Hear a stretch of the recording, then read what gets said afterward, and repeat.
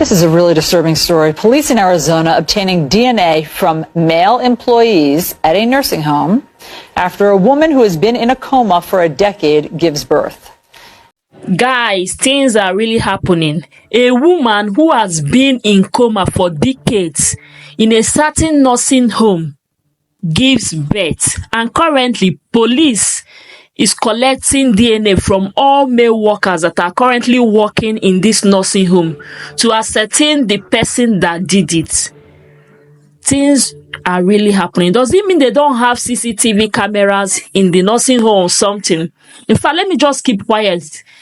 Hear the full gist and hear also what the family members of this person that has been in coma said.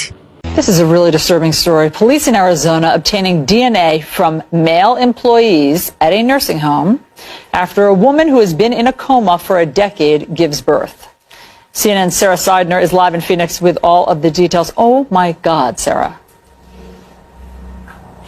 That is just basically the way to describe this. It is absolutely horrifying. That's the way that Hacienda healthcare officials describe this. The family says they are traumatized and they are trying to get through this, but there are still a lot of details that people who have patients that are inside of this facility want to know that have not yet been answered, and they want answered, and they want them now. A stunning revelation at a healthcare facility in Phoenix. The San Carlos Apache tribe said one of its members, a 29-year-old woman living in a vegetative state for more than a decade, was impregnated and had a baby while in the care of Hacienda Healthcare. Legal analyst and attorney Brian Claypool says there is only one explanation for what happened. If the woman in Phoenix was in a vegetative state and she gave birth to a child, then she was raped because she could not have consented to a sexual relation. Karina Sessenham, whose 22-year-old daughter is also a patient living at the facility, says she and another mother panicked when they heard about the case. We were just so scared because who knows what would happen if it was a staff member, if it was a family member, if it was a stranger. We have no idea. Sessenham's daughter is unable to walk and barely able to talk after suffering brain damage, leaving her extremely vulnerable. What did you decide to do personally to make sure your daughter who's inside is safe? I stay here 24/7 now to make sure that she's in a safe environment as well and just move forward because trust has been severely broken. As for the company's CEO, Bill Timmons, he resigned earlier this week. And Hacienda Healthcare's board sent out a statement calling what happened an absolutely horrifying situation and an unprecedented case, without giving specifics of the case.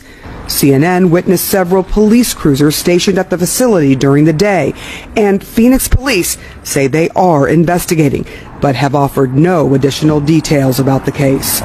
Then on Tuesday, Hacienda Healthcare sent this statement saying police served a search warrant to obtain DNA from male staffers.